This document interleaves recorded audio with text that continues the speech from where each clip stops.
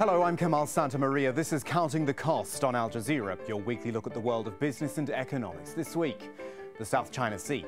Long disputed because of the riches which lie beneath, now China is upping the ante, trying to outmuscle its neighbours. Just what are they all fighting for, and can anyone win this battle? Also this week, $1 trillion ticking time bomb after mortgage-backed securities. Could student loans be the next big drag on the US economy? We look at the 30-somethings having trouble paying back their loans. And the European Union takes on Russia through its major energy company. Gazprom feels the heat as Brussels moves to curb the Kremlin's so-called foreign policy weapon. One body of water, 5 surrounding nations, and they all say it's theirs in some way, shape or form. That is what we have in the South China Sea, something we've looked at plenty of times. But now China's latest moves are really changing the game. On the face of it, it looks like China's actually trying to annex the area. It's building new artificial islands in an area known as the Spratlys, a move which is even drawing in the United States. Washington plans to send US ships and planes to within 12 miles of this new island, which significantly has a huge aviation runway. Let's start by putting it all on the map, though. This is China's claim to the islands, but remember, Vietnam, Japan, the Philippines, Brunei, Taiwan, they all have claims too on the South China Sea. China's claim, though, goes back to the 15th century, so it's not as simple to say this is just all about oil, but right now it has some significance. The US Energy Information Agency reckons there could be around 11 billion barrels of oil and 190 trillion cubic feet of natural gas there. And that's not even the entire area. The Chinese National Offshore Oil Company puts the number at 125 billion barrels of oil and 500 trillion cubic feet in undiscovered resources. Now, do some quick maths. With oil currently trading around $65 a barrel, those 125 billion barrels of oil are worth more than $8 trillion. That right there tells you why there is so much interest in the South China Sea. And China itself is spending $2.8 billion on building this new 2,000-acre island, which, if you'll pardon the pun, is a drop in the ocean when there's all that oil and potentially money out there.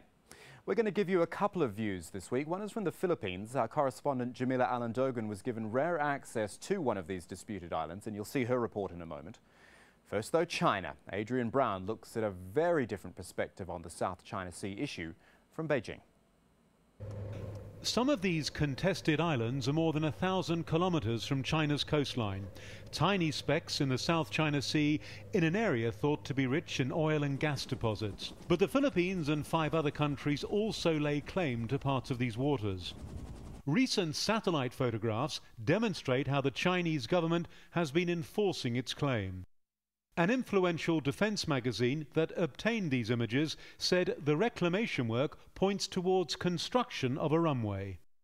Alarmed by the build-up, the Philippines government is now challenging Beijing's actions at the United Nations Court of Permanent Arbitration in The Hague. A stunt, says China. This is just a diplomatic move to try to get some sympathy from the international community. So China will definitely not accept any arbitration from the international court. I asked China's foreign ministry spokesman how the dispute can now be solved without violence. China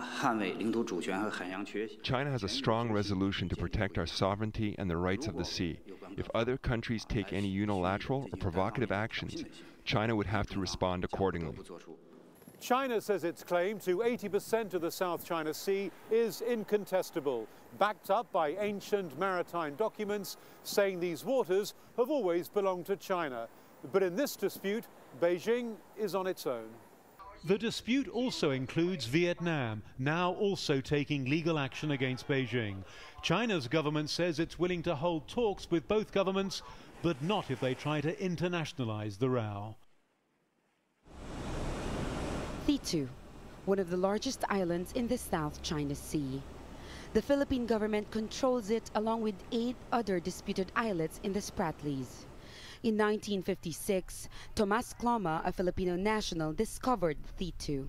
He was later thrown in jail by former Philippine President Ferdinand Marcos and was forced to hand over the island in 1974. Around 200 people have been living here since the early 70s. It's a community that is relatively self-sustaining. There is a health center, a school, a police station, and even an airstrip. And residents say they have been living peacefully here for many, many years. But that is slowly starting to change. These are troubled times for Larry Hugo. He says fishermen like him are being harassed by much bigger vessels from China, and they are inching ever closer. They use cyanide, so there's no more fish in the area. We can't go out far because we're afraid of them. The South China Sea is believed to be home to rich oil and gas reserves. It's worth billions of US dollars in annual trade. Several countries claim the Spratlys. But it's China's actions that are seen to be the most aggressive. It's reclaimed at least 7 reefs in the area. Its patrols and blockades of other vessels have been deemed provocative. I don't expect an imminent occupation by military force, but what they could do is exactly the implementation of what the Chinese call their cabbage strategy. To make it more difficult to have more ships, fishing boats and patrol boats go around the area. And this is like a trap. The Chinese basically, they're trying to achieve their objective without firing a single shot. This is something they've learned from an ancient Chinese strategy. The Philippines is building closer relations with the United States, which continues to be the biggest naval power in Asia. The Aquino government has also filed a landmark case versus China, seeking to have China's claims declared invalid under the United Nations Convention of the Law of the Sea. We must get a favorable ruling in the arbitration case, and second, we must maintain a credible self-defense force. T2 is called Pag-asa here, which literally means hope. And that is exactly what people like Larry is hoping for. A chance for peaceful coexistence in a region currently lost in a web of claims. So they're talking tough in the Philippines when it comes to this argument. Jamila Alandogan, who brought you that last report, also spoke to the country's Defense Ministry spokesman, Dr. Peter Galvez, and asked him about what the Philippines stands to lose from the current South China Sea crisis. More than anything, it's our territory, it's our land, it's our waters, and then there's several things more than that. It's the whole relationship within the region. If there won't be a amicable or a rules-based approach to address this issue, everyone would have a hard time. So now the Chinese Foreign Ministry just a few weeks ago accused the Philippines of working together with the United States to, quote, exaggerate the China threat in the South China Sea. And I quote, U.S. and the Philippines are manufacturing tensions in the region, a theatrical double act that has grabbed many eyeballs. But as everyone can see, the South China Sea situation is currently stable, end of quote. If you look at the South China Sea, which is increasingly becoming militarized, what can you say about such rhetoric coming from Beijing at the moment? I think with all the rhetoric that's been coming out, I think they're now confusing a lot of people and maybe themselves. They started all of these things. And what we are simply doing is simply letting everyone know what they are doing, and that is very much against international rules with governing these kinds of lands, like reclamation. Where in the world have you heard of reclamation? You know, countries reclaiming land and then saying that, hey, this is ours. And even in an area that's also already contested, which is how far away? 600 nautical miles away from their own mainland. I mean, how can you? And then they're now turning the tables, saying that we're the ones, making a big fuss about this, making a big issue out of this, when it's really a big issue. Now, Dr. Galvez, China is constructing and expanding in at least 7 reefs in the disputed Spratlys. The Philippines has already filed a protest before the UN tribunal, but this has not deterred China at all from continuing its reclamation. A lot of military and maritime experts think that in about less than 2 years, China will be able to finish all of its reclamation projects. There will be military garrisons and airstrips. What can the Philippines do? It seems the Philippines, together with other countries, seems powerless, in fact, to stop the reclamation that has been seen there as, in fact, illegal and against international law. Well, there might be changes on the ground, but it's different when the UNCLOS finally makes a decision about it, and it's different if the islands that are now being reclaimed will be recognized. Because as we have said earlier, these are things that are really something new to everyone. And this is something that's not within the international international rules. So that would be another issue there. Would those be recognized? And of course, if these were illegally built, these have to be dismantled. Now let's talk about the Philippine military. Now it's on its modernization program at the moment. It's upgrading its facilities, it's strengthening its training, it's improving its relationship with foreign partners, with key allies both in the region, and of course including the United States as well.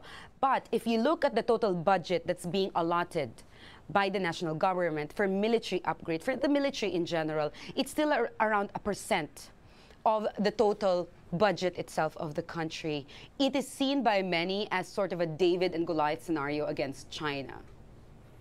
You know, what can you say about that? The modernization, when it was crafted, it was not intended for a particular neighbor anyway. It was meant there for us to be ready to a certain state level, which our Constitution mandates the armed forces and the Defense Department for. I mean, it's supposed to have those capabilities when it was conceptualized and when it was created. It has to have those capabilities. So that's simply what we are doing, so that we can safeguard, we can monitor what's happening. Of course, we can only go to a certain extent. And then, of course, that's where diplomatic ties come in, of course. You have signed an enhanced mutual defense cooperation agreement with the United States. Now, that is still pending at the Supreme Court at the moment. But essentially what it means is that there will be an increase of training, partnership, and a rotational presence of U.S. troops in the Philippines at the moment. Yes. Now, that agreement is being met by a lot of skepticism, who says that it doesn't really guarantee that the U.S. will come to the Philippines' aid should conflict in the South China Sea, for example, happens now. Yeah, of course, you know, the EDCA is just one of the many tools that we have. Of course, we also have SOFA, status of visiting force agreement with Australia. We have great relationships with Japan and with South Korea and actually all our neighbors. We're not only looking at the US, we're looking at all our partners here. It's an alliance that, you know, that the mutual assistance that we get from there. And then, mind you, with regards to the EDCA, we also have I guess I'll just reiterate the MDT, Mutual Defense Treaty, and also the latest one, which is the statement of the U.S. President that the relationship is ironclad. I believe those are enough to show the public that that the U.S. would be more than willing to be here to at least deter or to assist us in whatever incident or threat that we may be encountering. Can you really do much, after all, at the end of the day? I mean, at the end of the day, a lot of people are saying, well, we're putting our money on the UNCLOS ruling, that hopefully that will propel China to change its strategy. But on the ground, it seems the game is that might is right. Well, we remain vigilant. We will remain, we will do what we usually do. Our soldiers are aware that this is Philippine territory, and they will simply defend it if need to. But the resources are stretched. We get by with what we need to do. But of course, I guess it is now time for the whole country to come together. Presidential elections is set to happen in the next few months. There will be a change of administration. How confident are you that the policy, the foreign policy towards the Spratlys and the South China Sea in general will stay the same, and there won't be a different take or a different approach should the next administration happen? I believe all our legislators are aware of what's really happening there, and they've been briefed. I mean, it's all out in the media of what's been happening for the past several months. And I believe they have a particular platform, and we believe that they will be, of course, supportive, as enshrined in our Constitution and enshrined in each Filipino's heart, is simply protecting your own homeland. And still ahead on Counting the Cost, default. Nations and companies have been through it. But could student debt in the United States be the cause of the next financial crisis? We're going to look at another fractious relationship right now, though. Russia and Europe. It's no secret Russia doesn't have a lot of friends these days on the continent, but what it does have is a major bargaining chip, and that is natural gas. It has almost become a foreign policy weapon for Russia, and more specifically President Vladimir Putin. And the view from Brussels seems to indicate the EU's had enough of Russia's state-controlled gas company Gazprom and its monopoly in Europe. Back in 2006, you might remember Gazprom actually shut down gas supplies to Ukraine as it tried to secure access to Black Sea ports, and the threat of turning the taps off again has been there ever since. But the key thing to remember is that Europe and Russia need each other when it comes to energy. 30% of Europe's gas supplies come from Russia, and a lot of that goes through Ukraine, which is why that country is so important as well. Russia needs Europe to buy gas because 70% of its exports are energy related, and the Russian economy is on the brink of recession. But not all's fair in this game. There are definitely some mates rates going around. For example, Hungary's Prime Minister Viktor Orban is a friend of Russia. He gets gas from Gazprom at $260 per 1,000 cubic meters, while Poland pays almost double that, $526, which is the highest price paid in the EU for gas. So why does the EU now seem emboldened enough to go after Gazprom with this antitrust case? Joining us from Brussels to talk about this is Marco Giuli. He is an analyst at the European Policy Centre. And Marco, are we going too far to say Gazprom and energy are being used as a foreign policy weapon, or at least a tool by Vladimir Putin? Because it looks like that. In the case of Russia, we can say that Gazprom has been instrumental to some foreign policy goal by the Russian administration on a number of occasions. We can say that gas has been, of course, used by way of some preferential agreements to play a sort of divide and rule game in order to prevent European unity on a number of dossiers. Probably the last case is some preferential agreement aimed at probably breaking the European unity over the sanctions issued in the aftermath of the war in Ukraine. In other occasions, Russia has been using his advantage of controlling the post-Soviet grid to keep on having political influence on the developments of former Soviet countries. So yes, we can of course say that Gazprom was used for political purpose in a number of occasions. What remains to be seen is first whether the strategy was successful. I would say that there has been mixed fortune, and second, whether this attitude has benefited Gazprom on international markets, and I don't think so. So similarly, if we flip it around and look from the perspective of Europe, can the European case against Gazprom be seen simply as an issue of natural gas or antitrust, or is that viewed as a political issue too? I guess I'm saying, is this politically motivated as well? Only politics that we can see there is probably the fact that this statement of objection was delayed, and it was already ready 1 year ago, and for some reason was issued only now. But this might be also related to the fact that we had a change in the Commission. But if we look at how this case was framed, it seems quite convincing on competition point of view. What the Commission is questioning is mainly the presence of destination clause in the contracts between Gazprom and its European counterparts. This has been found as harmful for competition and for the internal market integration in the EU. So to this extent, these destination clauses exist and will have to disappear at some point. So on this basis, I would say that the case is quite convincing. Yeah, and when you look at the numbers as well, I mean, they really stack up in favor of Europe's case, don't they? Poland pays $526 per 1,000 cubic feet, and somewhere like Hungary is paying $260. Again, it looks like Russia is playing Europe in a big way. there are clearly a number of European governments that are quite satisfied with the status quo and that are themselves putting obstacles to further European integration in the internal gas market. But I think that here the problem is basically the monopolistic supply chain. Gazprom is a monopolist on a large portion of the European market, and this allows Gazprom to play with prices. Wasn't Gazprom about to do a deal with the EU? Some sort of settlement that then fell through? What happened there?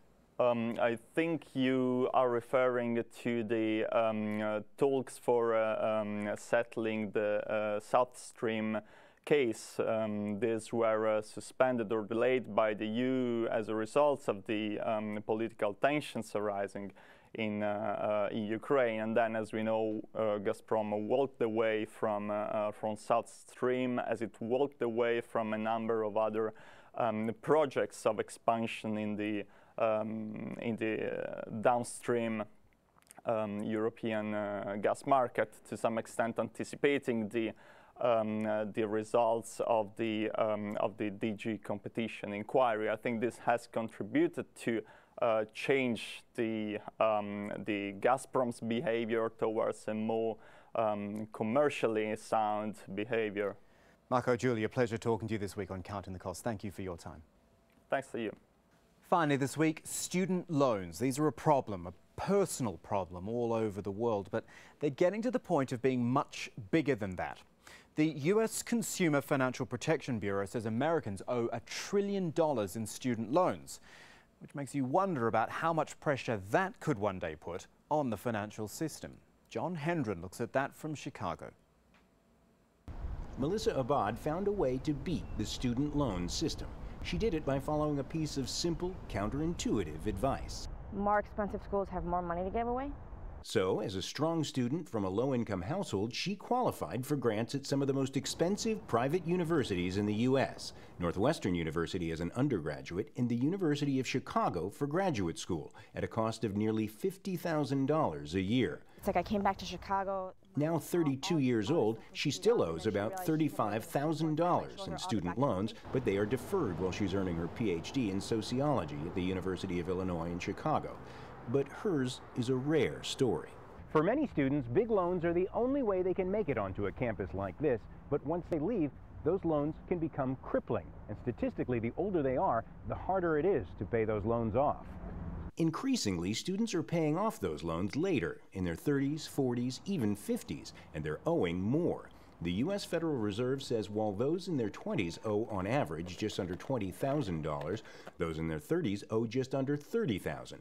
That trend also holds in Canada and the UK. Sean Adjuman says the reason can be explained in 2 words. Compound interest, right? So the older you get and the less able you are to pay your loans, that compound interest is going to build and build and build, which makes it a lot harder. His company, SponsorChange.org, links skilled graduates in Pittsburgh, Washington, D.C., and Chicago with companies that pay off their student loans directly out of their salaries. Companies like Blue 1647, a nonprofit technology center. We have a lot of students that are really talented, but they're one small digital skill away from being highly employable. And what we try to do is, while we're working on that side of making them more employable, we want to make sure we try to reduce that debt so they can start companies, so that they can take on more risk. With 1 in 4 graduates in the U.S. behind on their loans, Melissa Abad says her loans will impact her lifestyle for years to come.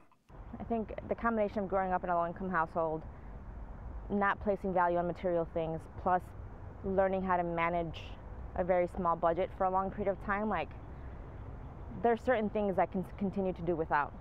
And the job she takes after she finishes her latest degree, she says, will be determined largely by how it helps her pay off her student loans.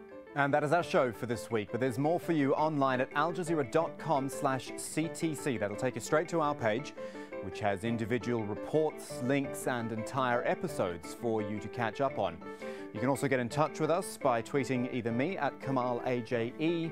There is our business editor as well at Abid Oliver Ali, and do use the hashtag AJCTC.